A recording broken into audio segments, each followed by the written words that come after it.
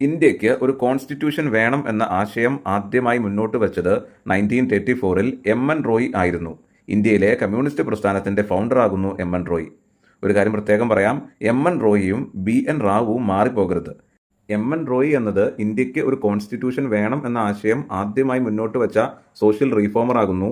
എന്നാൽ ബി.എൻ. റാവു എന്നത് ഇന്ത്യൻ കോൺസ്റ്റിറ്റ്യൂഷന് ഒരു ആമുഖം വേണം എന്ന ആശയം ആദ്യമായി മുന്നോട്ട് വച്ച ഇന്ത്യൻ കോൺസ്റ്റിറ്റ്യൂഷണൽ അസംബ്ലിയുടെ ലീഗൽ അഡ്വൈസർ ആകുന്നു. അതുപോലെ ഇന്ത്യക്കൊരു കോൺസ്റ്റിറ്റ്യൂഷൻ വേണം എന്ന് ഒഫീഷ്യലി ആവശ്യപ്പെടുന്നത് 1934-ലെ INCയുടെ, അതായത് ഇന്ത്യൻ നാഷണൽ കോൺഗ്രസിന്റെ ബോംബെ സമ്മേളനത്തിലായിരുന്നു. ഈ ബോംബെ സമ്മേളനത്തിന് അധ്യക്ഷത വഹിച്ചത്, അതായത് പ്രിസൈഡ് ഓവർ ചെയ്തത് ഡോക്ടർ രാജേന്ദ്ര പ്രസാദ് ആയിരുന്നു. പിന്നീട് ഇന്ത്യക്കൊരു കോൺസ്റ്റിറ്റ്യൂഷൻ നിർമ്മിക്കണം എന്ന ദൗത്യവുമായി ഇന്ത്യയിലെത്തുന്ന പൊളിറ്റിക്കൽ മിഷന്റെ പേരാകുന്നു ക്യാബിനറ്റ് മിഷൻ. ഈ ക്യാബിനറ്റ് മിഷൻ ഇന്ത്യയിലെത്തിയ വർഷം 1946 മാർച്ച് 24-നായിരുന്നു. ഇന്ത്യയുടെ കോൺസ്റ്റിറ്റ്യൂഷൻ നിർമ്മാണത്തെ സഹായിക്കുവാനായി ക്യാബിനറ്റ് മിഷനെ ഇന്ത്യയിലേക്ക് അയച്ചത് ബ്രിട്ടീഷ് സർക്കാരായിരുന്നു. ക്യാബിനറ്റ് മിഷനെ ഇന്ത്യയിലേക്ക് അയക്കുന്ന സമയത്തെ ഇന്ത്യയുടെ വൈസ്രോയി ആയിരുന്നു വേവൽ പ്രഭു. അതുപോലെ ആ സമയത്തെ ബ്രിട്ടനിലെ പ്രധാനമന്ത്രിയായിരുന്നു ക്ലെമന്റ് ആറ്റ്ലി. ഈ ക്യാബിനറ്റ് മിഷൻ എന്നത് 3 പേർ അടങ്ങുന്ന ഒരു പൊളിറ്റിക്കൽ കമ്മിറ്റി ആയിരുന്നു. ആ 3 പേരാകുന്നു Pethick Lawrence, A.V. Alexander, Stafford Cripps. ഇവരിൽ നിന്നും ഈ ക്യാബിനറ്റ് മിഷന്റെ ഹെഡായി നിയമിച്ചിരുന്നത് പെത്തിക് ലോറൻസിനെ ആയിരുന്നു. പിന്നീട് ഇന്ത്യൻ കോൺസ്റ്റിറ്റ്യൂഷന്റെ നിർമ്മാണ ഘട്ടങ്ങൾ ആരംഭിച്ചു. ഒരു ജനാധിപത്യ രീതിയിൽ തന്നെ ആയിരിക്കണം ഇന്ത്യൻ കോൺസ്റ്റിറ്റ്യൂഷന്റെ നിർമ്മാണ ഘട്ടങ്ങൾ നടക്കേണ്ടത് എന്ന അടിസ്ഥാന തത്വത്തിൽ നിന്നുകൊണ്ട് തന്നെ ഈ സമിതിയിലേക്ക് ഇന്ത്യയിൽ നിന്നും തിരഞ്ഞെടുക്കപ്പെട്ട അംഗങ്ങൾ ഉണ്ടായിരുന്നു. അപ്പോൾ അതിനായി ഭരണഘടനാ നിർമ്മാണ സഭയിലെ തിരഞ്ഞെടുപ്പിലേക്ക് അലോ ചെയ്ത അംഗങ്ങളുടെ സീറ്റുകളുടെ എണ്ണമായിരുന്നു 389. അതിൽ 296 സീറ്റുകൾ ബ്രിട്ടീഷ് ഇന്ത്യയിലെ തിരഞ്ഞെടുക്കപ്പെട്ട അംഗങ്ങൾക്കും 93 സീറ്റുകൾ ഇന്ത്യൻ നാട്ടുരാജ്യങ്ങളിലെ തിരഞ്ഞെടുക്കപ്പെട്ട അംഗങ്ങൾക്കുമായിരുന്നു.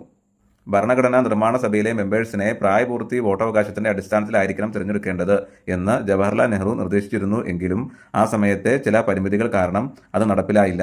അതുകൊണ്ട് തന്നെ ഭരണഘടനാ നിർമ്മാണ സഭയിലെ അംഗങ്ങളെ പ്രായപൂർത്തി വോട്ടവകാശത്തിന്റെ അടിസ്ഥാനത്തിൽ അല്ല തിരഞ്ഞെടുത്തത്. എല്ലാ മതത്തിലെയും പ്രതിനിധികൾ ഈ തിരഞ്ഞെടുപ്പിൽ ഉണ്ടായിരുന്നു.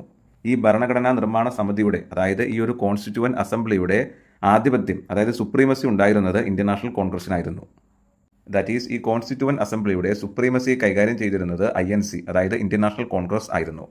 കോൺസ്റ്റിറ്റ്യൂവന്റ് അസംബ്ലിയുടെ, അതായത് ഭരണഘടനാ നിർമ്മാണ സഭയിലെ തെരഞ്ഞെടുപ്പിലെ ആകെ സീറ്റുകളുടെ എണ്ണം 389 ആയിരുന്നു. അതിൽ 296 സീറ്റുകൾ ബ്രിട്ടീഷ് ഇന്ത്യയിലെ തിരഞ്ഞെടുക്കപ്പെട്ട അംഗങ്ങൾക്കും 93 സീറ്റുകൾ ഇന്ത്യൻ നാട്ടുരാജ്യങ്ങളിൽ നിന്നും തിരഞ്ഞെടുക്കപ്പെട്ട അംഗങ്ങൾക്കുമായിരുന്നു ഉണ്ടായിരുന്നത്.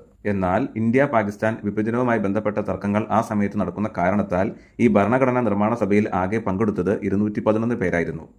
ഈ 211 പേരടങ്ങുന്ന അംഗങ്ങളുടെ സാന്നിധ്യത്തിൽ നിന്നുകൊണ്ടുമാണ് ഇന്ത്യൻ കോൺസ്റ്റിറ്റ്യൂഷനിലെ ഓരോ ഭാഗങ്ങളും ഓരോ ആർട്ടിക്കിൾസും പട്ടികകളും എല്ലാം തയ്യാറാക്കിയിട്ടുള്ളത്. ദാറ്റ് മീൻസ് എല്ലാവരും ഒത്തുചേർന്ന കൂടിയാലോചനകളുടെയും ഡിസ്കഷൻസിൻ്റെയും തെരഞ്ഞെടുപ്പിൻ്റെയും ഭാഗമായി, അതായത് വലിയൊരു ഡെലിബറേഷൻ പ്രോസസ്സിലൂടെ കടന്നുപോയിട്ടാണ് ഇന്ത്യൻ കോൺസ്റ്റിറ്റ്യൂഷൻ രൂപം കൊണ്ടത്.